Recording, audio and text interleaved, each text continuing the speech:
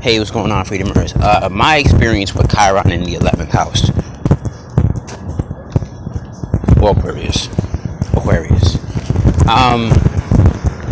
So I've had to come to the realization that, like, for instance, my Chiron and Aquarius woman called me yesterday, and the first thing she said to me was, "I need to find my tribe," and I was like, I'm a texter actually this morning said, "You don't find your tribe, you create it," in my opinion. Because you have to create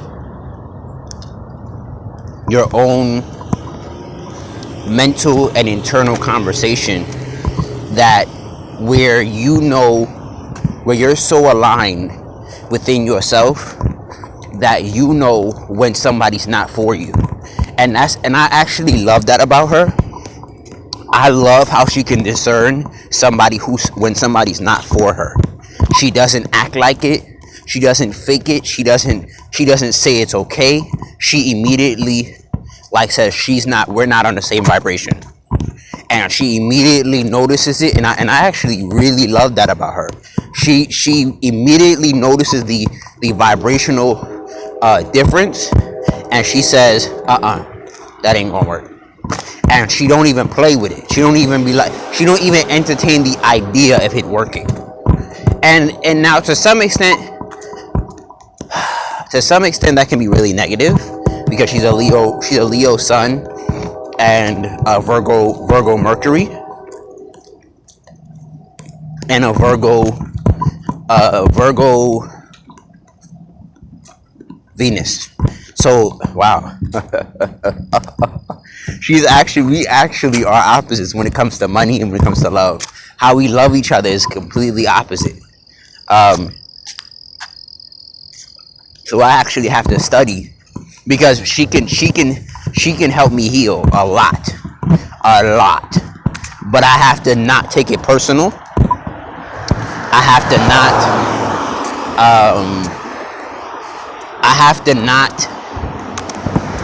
learn from it.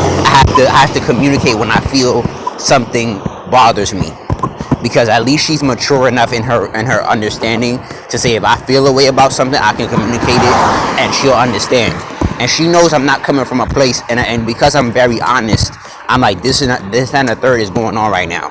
So that's not the hugest priority to me right now. So for me, I'm actually meeting a Virgo now.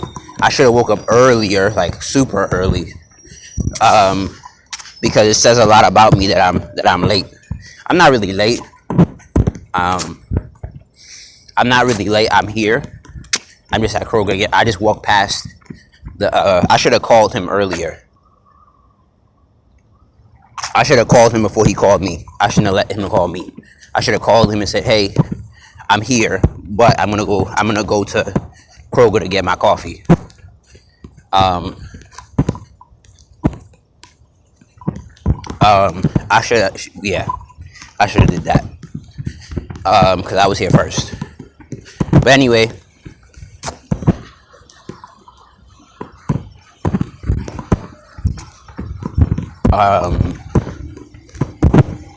I should have went to a nearby gas station to get my coffee. I guess that's why I discovered it. But anywho, my experience with the Aquarius in 11th house, on the negative side, they're shallow, they're very manipulative, they gaslight a lot. Like I just read a definition yesterday of what gaslighting means, and that's exactly what my friend does. She gaslights. My friend, excuse me, an old associate that I used to fuck with, where she gaslights and then she says it's my fault. Where gaslighting basically means you're always the victim.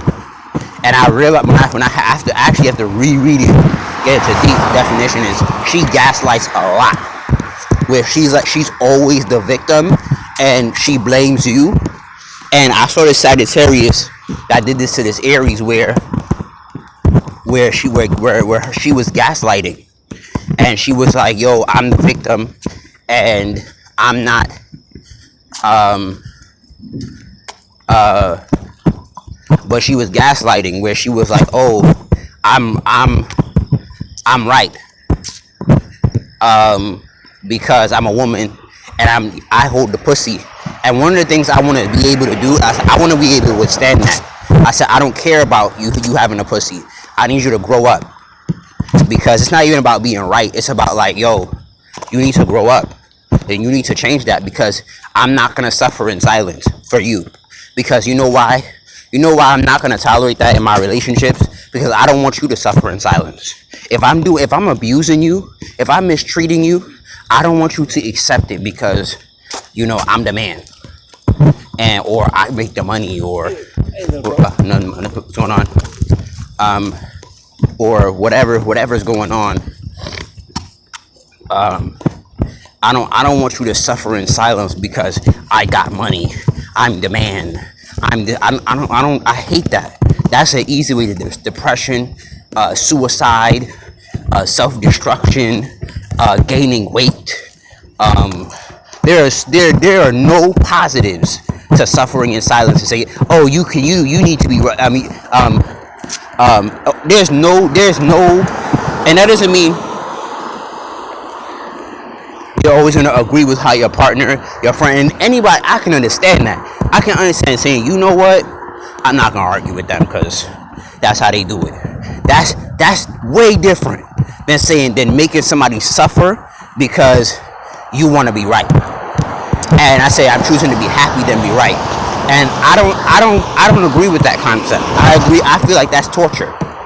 And what I mean by that is, it's not about being right, it's about understanding. If you know you violated your partner, don't disacknowledge them and they say, I gotta choose to be happy. What the fuck does that mean? Like, that sounds like mental, and I seen it with my dad. That sounds like mental and emotional torture. Because it's like, yo, you said they gotta be happy instead of being right. Nobody's saying be right, but nobody wants to be misunderstood either. And constantly be understood because we want some pussy. Like, fuck out of here. Fuck your pussy. Fuck all that. Fuck all that. Because here's what I mean by that. If we go, I'm a little bit ranting here, but if we go around putting our hands on you, I don't want you accepting that because I put a roof over your head. If I'm cheating on you and I'm abusing you, I don't want you accepting that because I put a roof over your head. I pay the mortgage, I pay the bills, I give you this lifestyle, like my mom did. I said, you fuck that. But that leans into the Aquarius in Chiron by being accepted by any means. Accepting these roles, and no, actually, that's actually a good one. Good examples. That just because they play face. They play the role because they detach in a very, very, very unhealthy manner.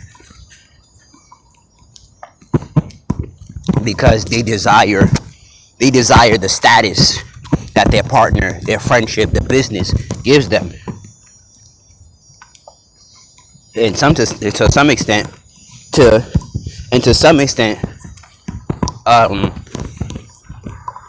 the crisis of their own mental peace. And I said, fuck that, because I know what it's like to be the victor, to be the predator, where you have to take my abuse and you're with me because. And I'm like, that doesn't work. And from time to time, like I said, and like somebody once told me, you have to learn how to stop saying sorry, because it's like a butthole, everybody has one. And I understand that. But there comes a place where, with women, where do you say you're sorry at? Because, and grow up.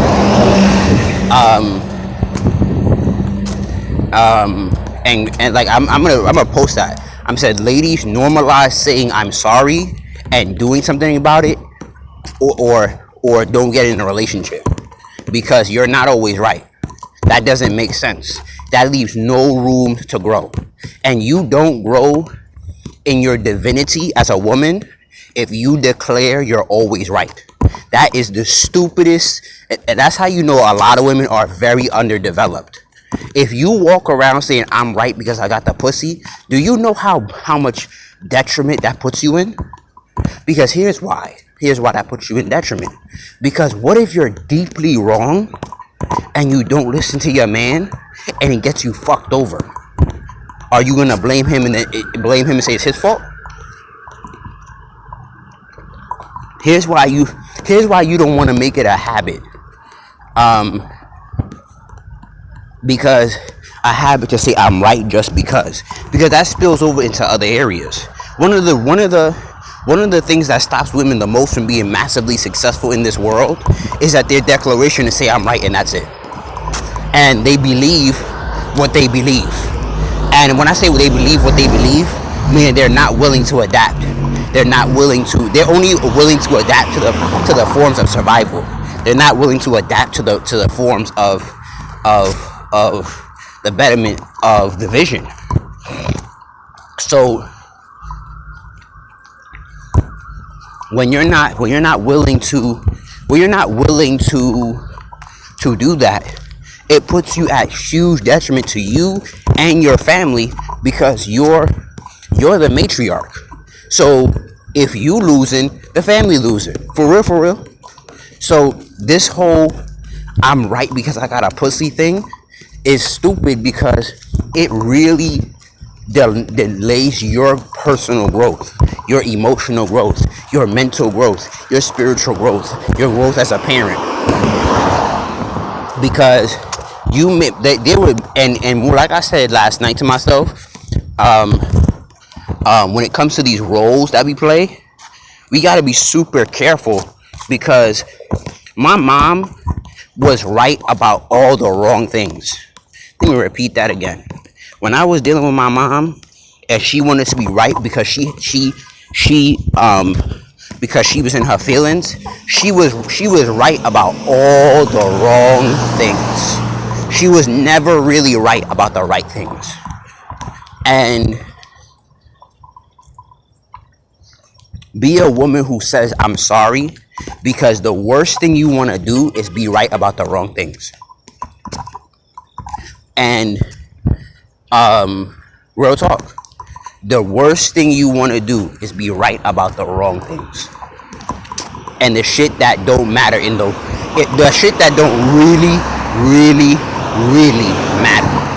My mom was so wrong about all the right things. She was wrong about all the right things. All the things that truly mattered in my life when it comes to our relationship. All the shit that she was right about, she was wrong about. All the shit she was wrong about. All the shit she wanted to be puffed up in the chest, I'm right about, she was wrong about.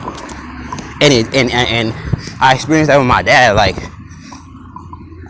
she wanted to be so right and so right all the time. She failed. So when it comes to this placement, that's actually one of the things that Aquarius can do. They can be so wrong about the right things. No, they can be so right about the wrong things. Instead of catching the trends, being adaptable, being disciplined, being forward thinking, they waste a lot of time. They waste a lot of energy. They're super stubborn about dumb shit. And the most negative thing about Aquarius Chiron is they're clout chasers. They're dick riders. And whether they want to admit it or not, that's what they do. They dick ride. They find the next nigga. They always finding the next nigga to get their eye off of. They're never creating their own wave. They're never building with those. They dick ride. So when one is not working, they go to the next. And like an OG said to me on live yesterday, he was like, be careful, and they're shiesty. people. So he said, be careful with dealing with shiesty people, because and that's actually what the universe just did to me. The universe removed me away from somebody who's really shiesty. So she attracts a lot of shiesty people, a lot of untrustworthy people, a lot of people who do half-ass work and they rob her of her money. I don't really attract that because I don't do that. I give people more than what they paid for. Or at least I do my best to. So when she attracts these shiesty, oh shit, it's 22, it's 7:30. That's fucked up. That is fucked up. I'm super late. That is such a bad impression. That is such a bad impression. She said, I thought she was bullshitting me. And the first time I came, I was bullshitting him. That's foul. Now I feel bad. I feel so bad because he's in there for 22 minutes now. I feel so bad.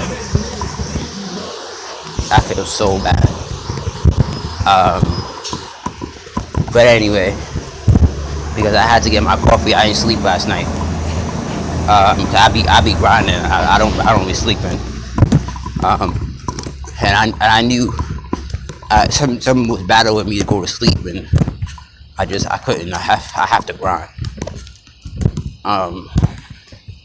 Yeah, 7:30 would probably be better for me, I guess. I don't know. But anyway, because I don't have coffee at my house. But anyway, that's still an excuse. I should have woke up earlier. I should have left the house earlier. Still an excuse. No excuse at all. I should have went to the coffee thing down there. No excuse at all.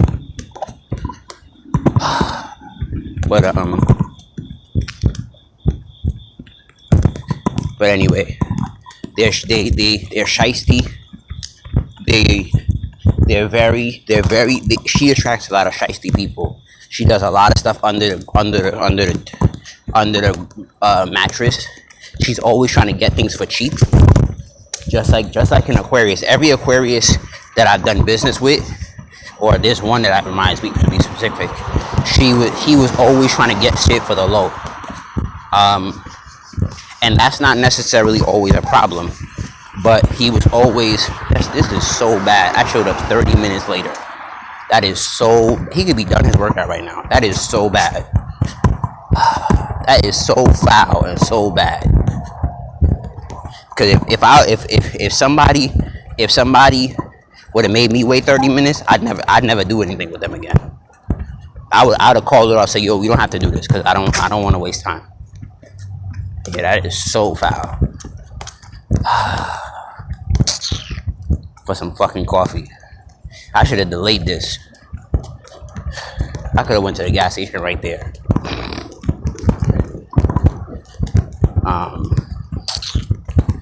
I feel so bad right now because if that was me, I wouldn't be heated, but I wouldn't deal with them again. I'd be like, you know what, let's call this off because I don't like wasting time. Nah, I'd have called it. That's me. I'd have called it off. I don't do second chances. Your first impression is everything. If you come here late the first time, the fuck, my nigga. But because I don't know, my moon's in Capricorn, so I take time really seriously. It's just not right. It ain't right. I feel so bad. That ain't right. I'm beating myself up about that. That ain't cool. I'm on at all. But anyway, but you know what's crazy? Because your this perfect. Because your Chiron is in Saturn. Actually, you do this to people. That's good. When you're unwounded, when you're unhealed in Chiron in Aquarius, because remember Saturn rules the timekeeper. It rules time. So you don't care about nobody's time but your own. You only care about like showing up late. She would do this to me all the time. She would have no sense of time at all. And whenever I depended on her for something, It never mattered on her. She always did it on her time. If I asked her to pay a bill, she did it on her time. And that's why, that's part of the reason why I never like to ask her for nothing, because she always did stuff on her time. She never acted like I existed. Like I didn't just go ask you for something. But let her ask me for something and I not do it on her time. Not all the time, but like when she's really affected by it, she calls me, she texts me, she makes sure I do it, something. But yeah, it's my rant with like Chiron and Aquarius. But yeah, this is actually a perfect example. When you're wounded in Chiron, you don't give a fuck about nobody else's time but your own. You don't give a fuck. And you'll have them standing outside waiting for you. You don't give a fuck. For real, for real. But let me get in this gym because that's fucked up. It's only 7:30 and I just got here.